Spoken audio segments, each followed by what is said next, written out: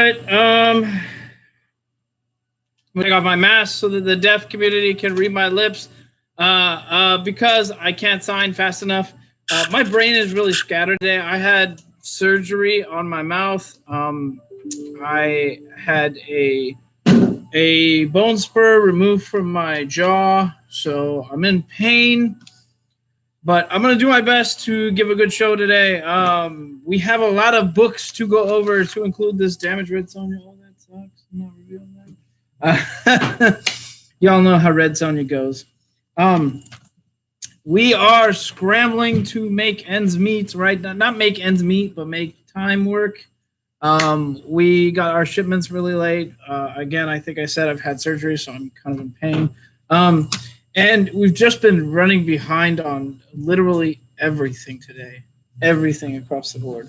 So Tuesdays is not the day to come in and try and get orders done. Yes, please, guys. Tuesday is not the day to come in and talk our ears off and get orders done or call a million times. Like Tuesday is for inventory and getting shipping ready. But nonetheless, any pop culture news before we dive in?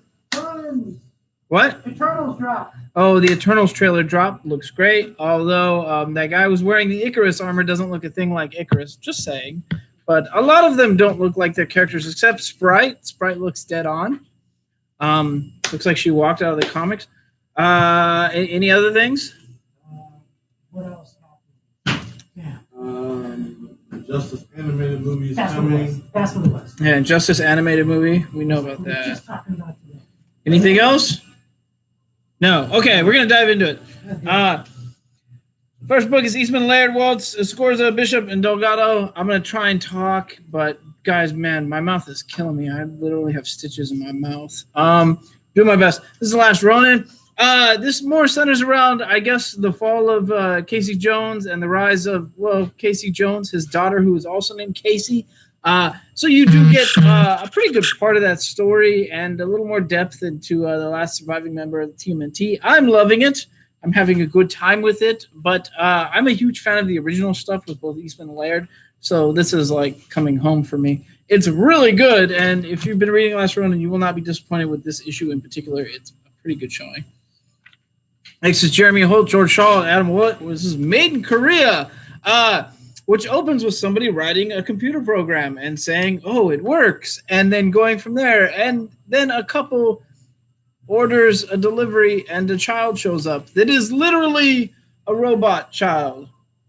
Yeah, this is Little Wonders from like the 80s or something, the TV show. Anyways, was I bored with it? No, the art is good. The story is weird but good, and I want to know more. I'm sure there's something hidden here that I'm not fully catching, but it's a pretty good showing. So if you need a good number one in your life, that'll be here. Next is Blas, Balma, Olazaba, and Lopez, and we're talking about Reptile. Is it Reptile or Reptile? Reptile. It's the art is kind of a bit cartoonish, but I'm super excited for this character. And I read it, and I'm not. It's just a new character to me. Like, how long has he been around, Cam? Not too long. It's a new character to me. I read it, and at the beginning, I was like, this character is kind of hokey, and by the end, I was like, I kind of want dinosaur powers. That seems kind of cool. Anyway, so it was a good opener. I had a good time with it. And I think if you read this, you'll probably have a good time too. I will say the art is very sort of Miles Morales fun. So if you like that type of comics, you will like this as well. It is a bit cartoony at times, but it didn't rub me the wrong way. Next is Ta-Nehisi Coates, Daniel Acuna, Brian Stelfreeze, Laura Martin. And this is Black Panther number 25, the final Black Panther on the Ta-Nehisi Coates run. And is it good, Cam? What do you think? Did you read it yet? No, I hope it's good. You haven't read it yet. I'm here to tell you, as far as Black Panther endings go, it is amazing. Amazing. Think the final fight between Njidaka and T'Challa in the movie, and you get a good sense of what this sort of feels like, but on times 10. It was a really, really good wrap-up, and I'm saying that as somebody who didn't really enjoy a lot of the space Wakanda stuff. That stuff wasn't really my jam, but this final fight was friggin' amazing. So don't skip it. Definitely don't skip it. And the art is gorgeous, and really it just feels like a piece of comic history. So you should be a part of that anyways. Next is Tinian the Fourth, Simmons, and Bidikar. Oh God, I needed to take a moment and really talk about this. Department of Truth. The last issue centered around black helicopters, and we met a man who wears a hat with an upside down American flag, and he was going to explain how the Department of Truth changes the world. And my mind is blown in so many ways. It involves using wands and magic, and massive usage of wands and magic, and what that means, and how they pull this off. And it also includes symbols and magic, and that symbols actually have powers. And why and how do we know this? Well, there was a certain culture, a religious culture, that absorbed the power of pagans, pagan culture, using their symbols, but changed it and then made a symbol of evil that casted out the pagans and would burn the pagans alive while also embracing pagan culture, which was one of the first religions to realize that symbols have true meaning and stuff like that. I mean, that's pretty spot on. It's pretty spot on and very frightening. And they go into a lot of stuff. This is, again, one of those things where I read this comic, like Department of Truth, and it seems like its reality has warped with it. It's a mind screw, and what an amazing read. And I can't even spoil how they do it, but it involves a mass usage of magic wands that happens every day. It's weird. I loved it. It's my pick of the week. Hands down, Department of Truth. It is a mind screw. All I gotta say is it's like X-Files times 10 crossed with a little bit of grit is what it feels. A lot of bit of grit. Not a little bit. So gritty you could chew it. It's amazing. Next is Zub Cummings, Arcianega. This is Heroes Reborn. This is Young Squadron. You guys know from the cover, this is the Champions team, but in the Heroes Reborn universe. That's just cruel. Let's go on. Is it good? Yeah, it's good. But those Heroes Reborn, they're just stepping on sacred ground now. Helm Greycastle, Bras, Valencia, Haddock, Downey, Napier. This is issue number 2. This is, it's a fantasy story with a lot of surreal stuff thrown in. It's a very surreal fantasy story, and that's not to say that I hated it. I actually had a pretty good time with it. I don't think you'd be bored with it. If there's not a lot of fantasy out this week, so if you need a little more fantasy in your life, we've got that. Next is Star Wars Adventures, The Weapon of a Jedi. And gosh, I really wanted this to center entirely around a lightsaber. But no, not really. It's mostly Luke figuring stuff out and, sort of navigating the waters. Do you want to see Luke pilot a Y-Wing? That's different, right? Yeah. So you get that in this issue. Is it good? Yeah, it's pretty good. It somehow feels like a throwback to older Star Wars comics while being a modern take. It's weird. The art is a very strange way to do it. It feels very old school and new school at the same time. It's strange. Is it bad? No, I had a good time. Next is Von Eckertsberg, and this is Gung Ho Anger. I don't know anything about this Gung Ho universe, but here, let me sum it up for you in a nutshell. Ready? A virus has decimated mankind, and mankind has divided into smaller tribes and groups, and they're trying to survive the apocalypse. We've seen this before. Let's go on to the next book. Is it good? The art's good. The story's actually, it was kind of entertaining. I like the characters. We've seen that a million times over. My mouth's killing me. I'm sorry if I'm a little bitter right now. Next is Heroes Reborn, issue 4. This is Jason Aaron, James Stokio. This centers around Thanos and his Infinity Rings. And, we're going to get Rocket Raccoon.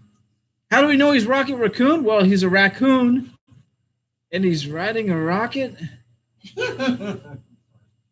I hate everything about this Heroes Reborn universe, but we're finally going to get to the bottom of why this happened and who did it. And sort of saw some of it already coming, but that'll be here. It's a good read. Next is Ahmed, Carnero, and Curiel, and we're talking about Miles Morales Spider-Man, the Clone Saga. I gotta tell you, this Clone Saga is infinitely better than the OG one. We do not get a Scarlet Spider version of Miles Morales Spider-Man. That's kind of sad, but we do get a lot of Miles Morales clones with different powers, and there's plenty of action and fighting, which is how the original one should have been. Is it good? Yeah, I'm having a good time.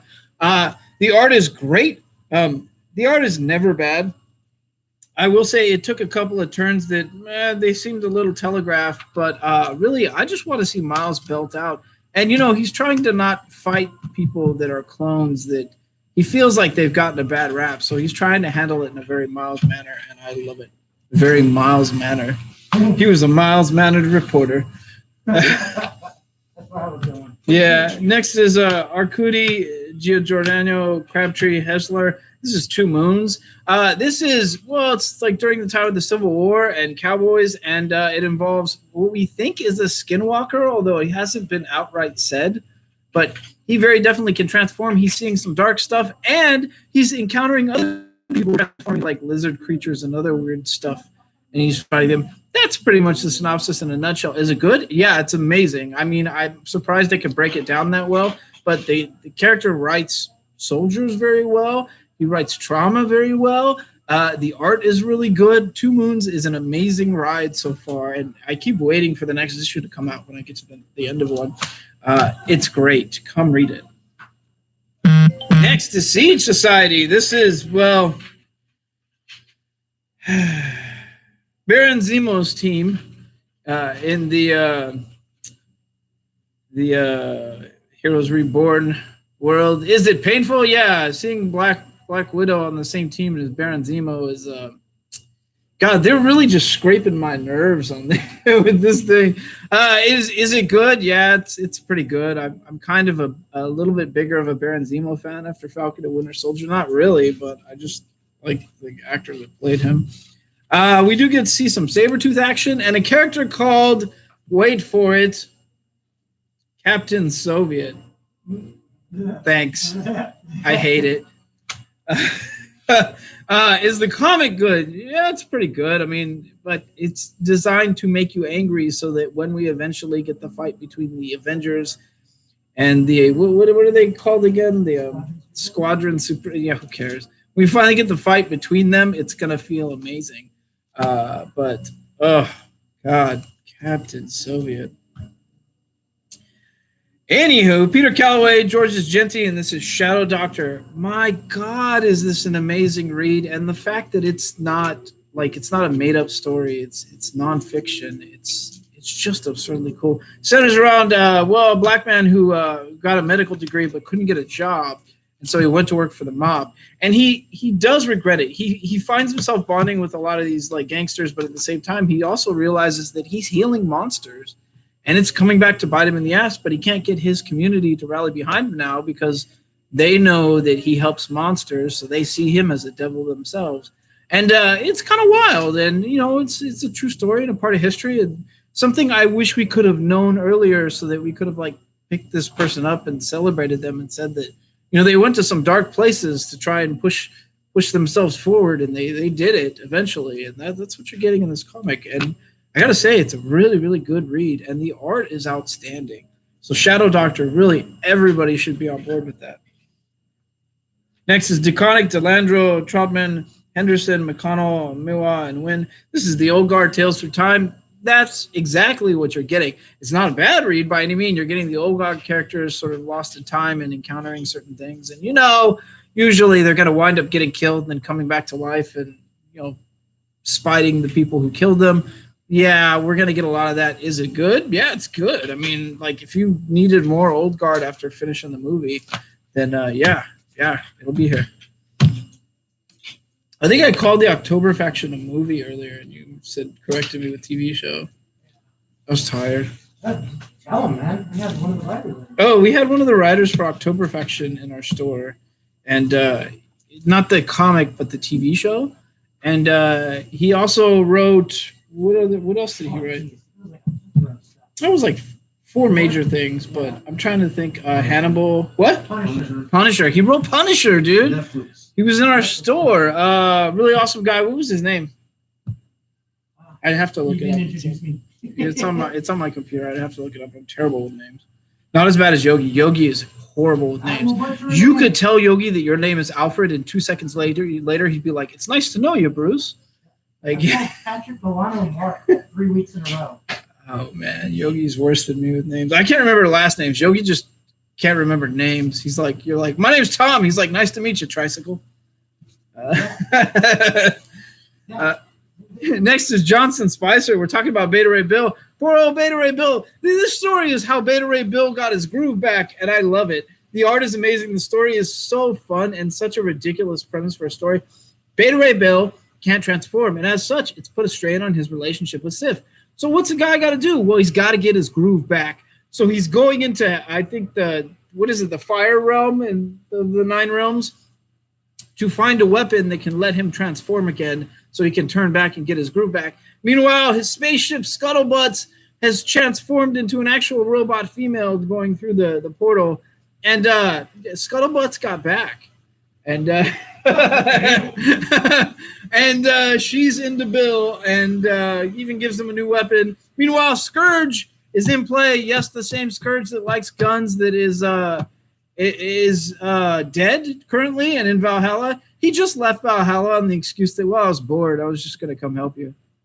Like, I love that the writer's just like, I don't give a crap. I want these characters, and this is how I'm going to do it. It's amazing. Honestly, it's a really, really good read. I love Beta Ray Bill. It feels like a comic should feel. It's a good action and a good amount of ride. Next is a book, Ayala Rise. I think I've said this before, but I'm going to say it again. Love the art. The story is very weird. New Mutants. Now, it kind of makes sense that New Mutants is being told like this because it feels there's a lot of telepathy involved right now because the Shadow King is in play. And the Shadow King's in play for a reason, but it feels like it's almost inspired by the Legion TV shows, which is loosely inspired by the Legion comics, which sort of bleeds into New Mutants. It feels sort of right.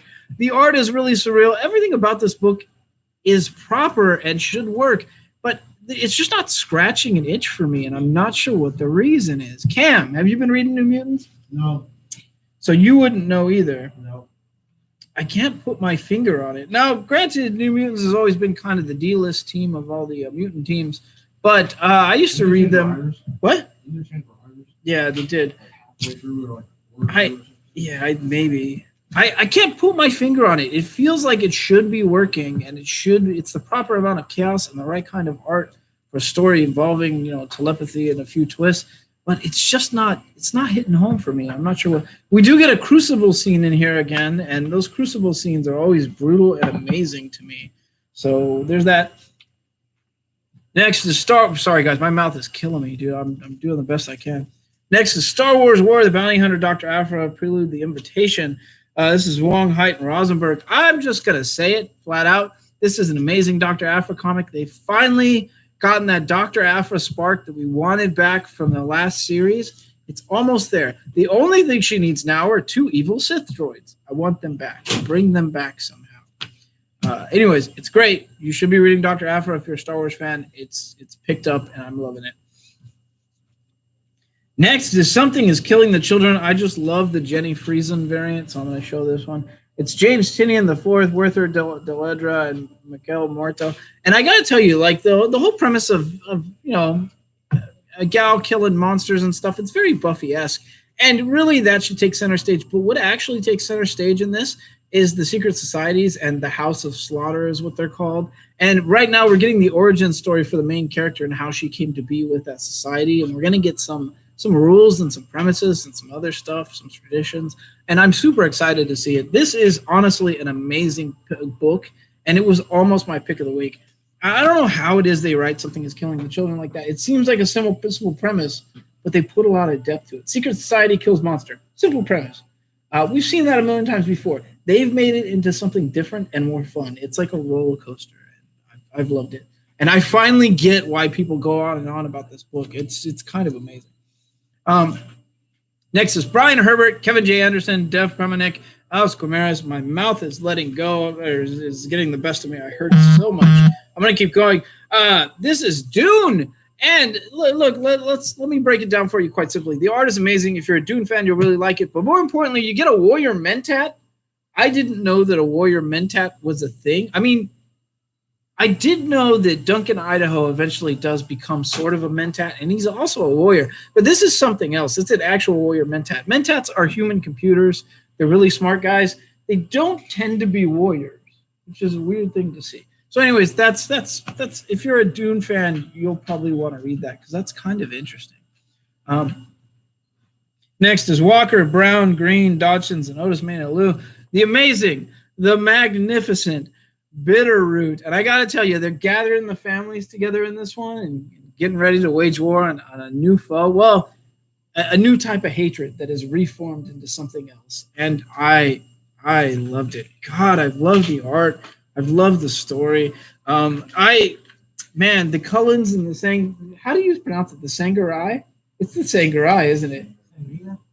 Is that it? I think it's the Sangarai, and I think that it's supposed to be like they put I at the end, even though they spelled it differently, and it's because like it started with the what was her name, Mama? Oh, it's gonna leave me. But she's got like kind of the mysticism and magic that goes into the other creations and stuff. And then the Cullens go out and fight. Oh, I love the lore they've built. Anyways, Bitterroot is amazing, and if you aren't on board with Bitterroot, what do you not like comics? What are you collecting? Like coins? Anyways, it'll be here. Damn, shots fired. Man. I'm just telling you, Bitterroot is amazing. It's a masterpiece. You should be reading it. Next is another masterpiece, Hickman, Mobili, and Go. We're talking about X-Men. If you can't tell from the cover, that's old Nimrod, and we've seen the X-Men kill him. Well, kill him in the future, kill the project that gives birth to him, and they were trying to make sure that he does not appear on this timeline because he's all types of bad news for mutants. And here he is in a new form, a lot more pink form, and we're gonna see what that entails. I'm excited, and you get a lot of Mystique backstory in that, and a really sort of touching callback to her X-Men book that involved like her losing someone she loved and wanting that person to be brought back. So we don't know if that's gonna happen. We'll have to wait and see. God, what a bastardization this is. Magneto and the Mutant Force. Although I got to tell you, I was looking at this cover earlier and I read it as Magnet and the Mutant Force because for whatever reason, my dyslexia does not see that O as a proper O. It's a circle, right? It doesn't look right. No, it doesn't. And my dyslexia just like refuses to read that. Like I had to have Cam point it out to me. Magneto and the Mutant Force. What do you get in here? Well, you get the fact that Squadron Supreme really hates mutants. Like, really hates mutants. Like, we're talking borderline racist type stuff. And we get the Mutant Force fighting back against them, and we're going to see where it goes. And it was kind of a surprise ending. Did I like it? It was okay. But all these side stories for Heroes Reborn are just kind of okay. I think I've said it before, but they're just designed to make you angry. Department of Truth variant that I really rather like that shows the woman in red. We still have no idea what she's up to. We haven't gotten to the bottom of that, but that variant will be on our shelf.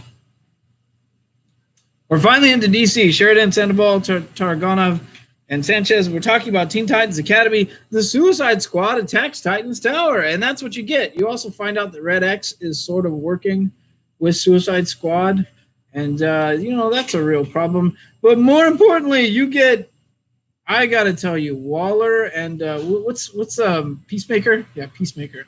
Waller and Peacemaker butting heads is so goddamn entertaining. I think if all Suicide Squad is Waller versus Peacemaker behind the scenes and arguing like in public, I'm fully on board. I can't wait to see what is going to happen. It's so good. Like there is like they have. I don't know how they write it, but like them butting heads and saying snide stuff to each other back and forth, and Peacemaker thinking he's got the best of Amanda Waller is so good because ain't nobody got the best of Amanda Waller except Batman. Anyways, it's great. Come read that. Next is Anthony Rella Benito Gallego, and this is, I'm going to pronounce this wrong. You say Seis Cueres? Oh, science? Saez Cueres? Saez Cueres.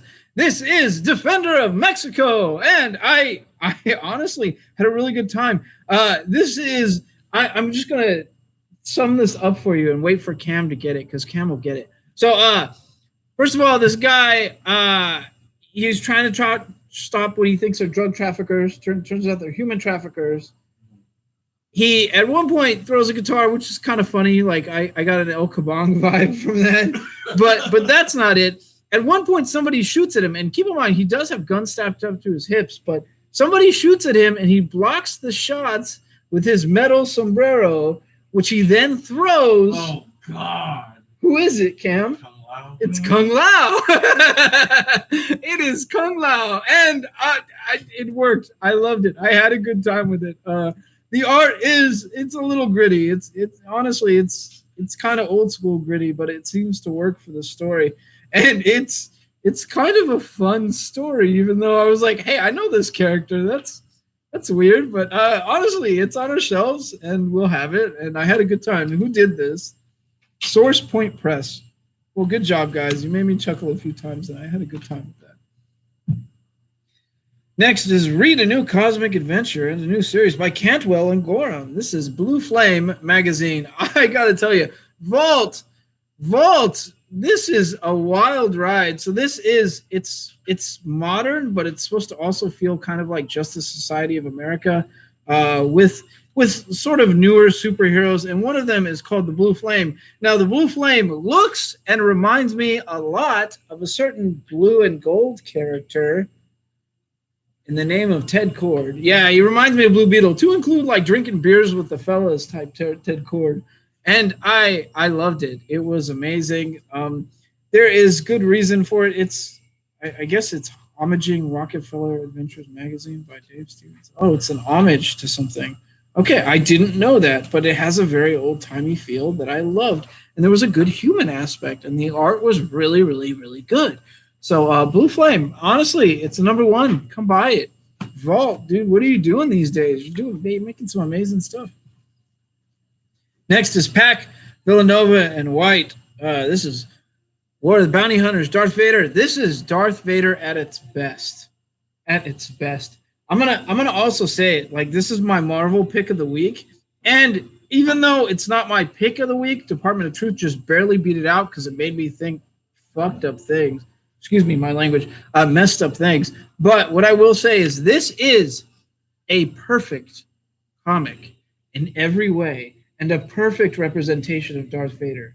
And I think every Darth Vader fan and every Star Wars fan would be doing themselves a disservice if they skipped this book. That's how much I believe in this book. It's amazing. Do you want to see the Sith assassin, Ochi of Bespin, working with Vader? You get that in this issue. Do you want to see some depth about Vader and some growing his character, and while also simultaneously being haunted and engaging in some nefarious stuff? You get all of that. It is a perfect Star Wars comic, and probably the best one I've read in the last 5 years. It'll be here. It's amazing. Next is Philip Kennedy Johnson, Salvador LaRocca, and Guru Effects. This is Alien, and this also, if you're an Aliens fan, is amazing. Outstanding. There is, yeah, I didn't just show you that. There is a surprise character at the end that some people saw coming, but not just that. There is a twist in this that I didn't see coming. It was even like, what the hell? There's no way I saw that coming. Yeah, it was really good. I'm saying that as somebody who is not a giant Aliens fan. That tends to be Yogi's domain. I had a really good time with this book. The art is still stellar. Yeah, I said stellar for a sci-fi book. Sue me. The story is great. I am having a good time with it. You will too. Next is The Other History of the DC Universe. John Ridley, Giuseppe Camacoli, Andrea Cucci, and Jose Villarrubia. And this is the amazing, this is basically going through a bunch of amazing characters from DC's history. They didn't get enough love and attention in the past. And it all centers around characters, people of color. And it's been really awesome. And this one centers around the question. And Renee Montoya is low-key one of my favorite characters from the DC universe that does not get enough respect at all, dude. And she's kind of amazing. And you get a lot more lore onto her. You get her rising as a character, but you also get an internal monologue that I got to tell you, John Ridley can turn a phrase, really, really turn a phrase. And that's putting it lightly. You read one of these and you feel like you've read just a masterpiece of a novel. And go figure, it's essentially like a trade paperback worth of stuff. They're outstanding, and everybody needs to stop and go buy these and just read them and enjoy them because they're just amazing pieces. It's just a piece of both literary and artwork and literary work that is just outstanding. I love everything about these. It's great. It'll be on our shelves. Bro, hook it up with the Deadly Class t-shirt. I don't think we have any more, man. Is your phone dying, dude? Oh, God, I hope not. I think it is. It's turned gray. We might lose you, Instagram, and if we do, I'm sorry.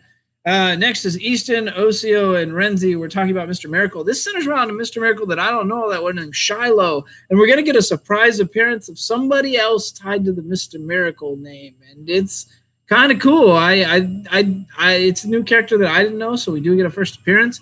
And honestly, I really like this version of Mr. Miracle, this character. But I don't know Shiloh. You don't know him either, do you, Cam? Yeah, and they keep referencing Thaddeus Brown, who has been Mr. Miracle in the past and did teach a lot to Batman. And is a character I happen to like quite a bit. So, yeah, this is a really good ride. Next is going to be my DC pick of the week. No, it's not. No, it's not. It was almost my DC pick of the week. I forgot we had something else. Williamson, Melkinov, and Guerrero. This is Robin. And okay, let's go over this. We saw in the first issue Robin get killed by a new character called Flatline. Of course, there's going to be a thing between them. If you best the boy wonder, he's going to have some respect for you. On top of that, they're on an island called Lazarus Island. Cam, what is this they're referencing? It's Mortal Kombat. We're getting Mortal Kombat, which is also referencing Enter the Dragon. We've seen this before, but it's being told in a really fun way. And it's called Lazarus Island, so everyone that dies on this island is going to come back. You had to know it. If Robin dies in the first issue, of course that happens. Is it good? Yeah, it's a good time. Honestly, this issue is amazing. You're going to get to see Damian Wayne belt out in a way that we've never gotten to see Damian Wayne belt out, and it felt good, man. So don't skip it. Almost my DC pick of the week. Really, really friggin' amazing read. Now, on to my DC pick of the week. Let's just do this while Instagram still has power. Hoodlin, Cowan, Benjamin, Draper Ivy. I love that Cowan's name's on this too. Chris Cross, Sinkovich, and Lee.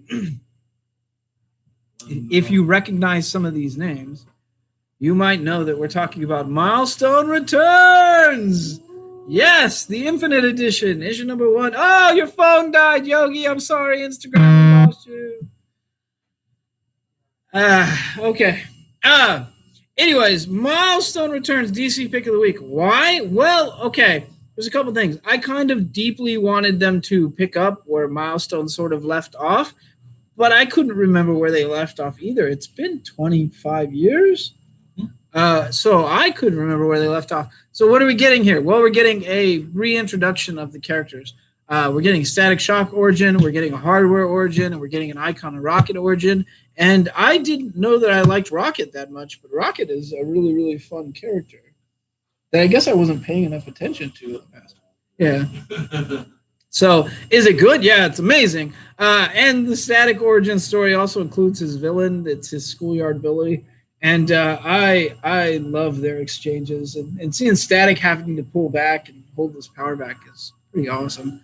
Anyways, Milestone Returns, top shelf stuff. Had a great time. I loved it. I love the art. But, I'm partial to anything that Dennis Cowan puts his hands on. It tends to sing to me. And I got to tell you, you know what I loved about this comic? When it got to the scenes involving Hardware scenes looked like they were referencing the art in his comic, whereas the other scenes felt different. So the Hardware art was done intentionally different to reference the original creator in that comic. And it was really cool looking. Like, it felt proper. Is it good? Yes, it's amazing. Is it a work of art? Yes, it is. Is it nice to have Milestone back? Hell yes. Yes, they're back. Static season 1. June. Static season 1 in June. So, anyways, is it great? Yes, it's great. Come get it. Next is Tamaki Mora Henry Belair. This is Detective Comics. This is the Hunted Huntress. Now, this centers around, Bruce was actually encountered another. He thinks it's Clayface, but it might be a different Clayface. We're gonna see because old Clayface is good these days, and he's off on his own. But no, it's somebody else. You'll see. He does have somebody tied to him that you would have known if you'd been reading Detective Comics. It's somebody else. But anyways, is it a good read? Yeah, it's pretty good. I wasn't really shocked by it though. At times, it did feel a little fillery. It just because, Batman sort of figured it out, and dropped out what it could be like on page 4, I think it was, and then the rest of the comic was like them just sort of chasing this person and having it confirmed, and yeah, it was okay. The Huntress story, however, she's still trying to get to the bottom of her murdered friend, and that's breaking her heart, and that story is beautiful. So Batman Detective Comics, oddly enough, the reason for reading this is Huntress right now.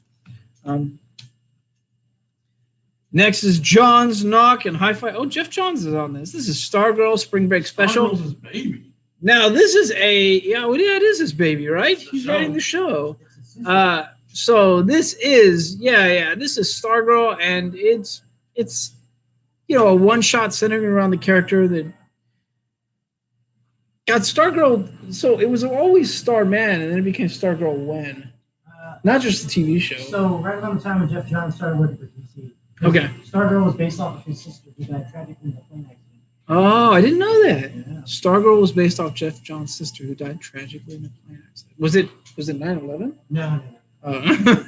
Anyways, it's a really good read, and it's just a one shot, but this leads into the Stargirl that's on the shelf, so you're gonna want to read it, and you know her.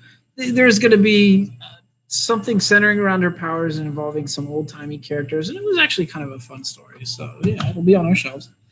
Next is almost my other pick of the week for DC Comics. That is Johnson, Sampera, and Lucas. This is Superman Action Comics. Now, the last issue, we saw some amazing revelations in that Superman heard a Kryptonian prayer while they were being attacked by ships from the War World. And that involves several Kryptonians who were kept by War World as slaves and kept under a red sun and, forced to endure stuff. So this is how the House of L gets born. It has to be. Yeah. This is how the House of L gets born. So we're finally going to get the link between this and that House of L book that was mind-blowingly good. And it's outstanding. I love it. I love it. I love it. The way that Johnson is taking these characters has been outstanding. This is how I want Superman written. I'm having a fun time, and we're expanding on his mythos. Good. Come get it. It's amazing. All right, Batman Black and White. This is several Batman stories told by different creators and different artists. They're all kind of fun, and they're not really intertwined to the other Batman Black and White. They tell separate stories. This issue in particular had ridiculously good art and something by Nick Darrington, Ben Abernathy, and Dave Willis editors. It was, it's still black and white, but the way they did the shading was it was really cool looking, and you kind of got to see it for yourself. So it'll have it on our shelves. The last book, and then I can go ice up my mouth and feel better after my surgery, which is just killing me. I'm doing my best, guys. I hope it shows. I'm here. Oh, you're here.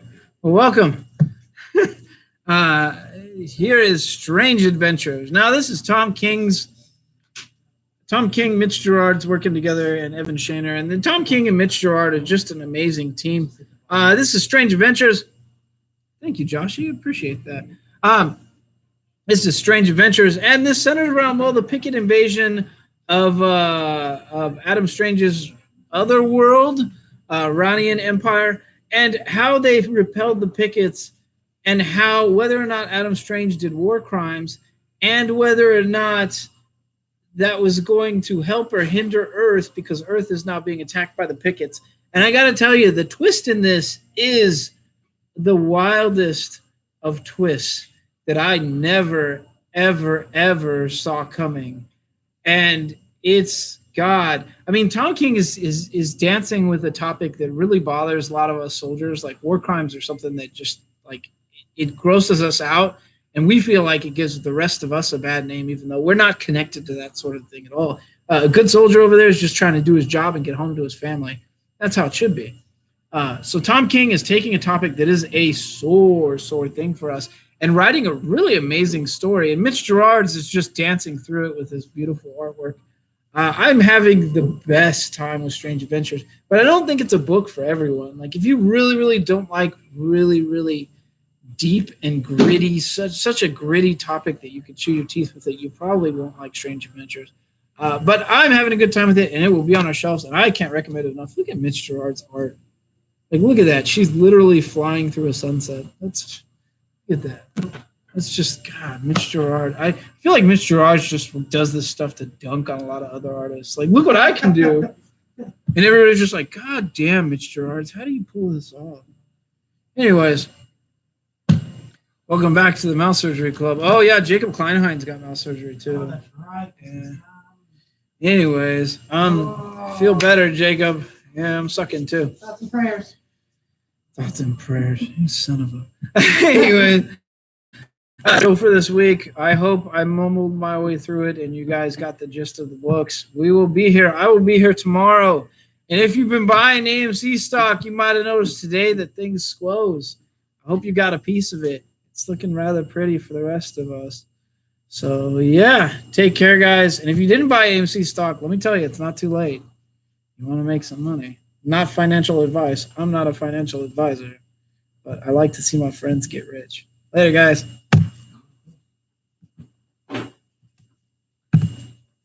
Nicely done, Mr. Mix. Oh, I'm hurting so much.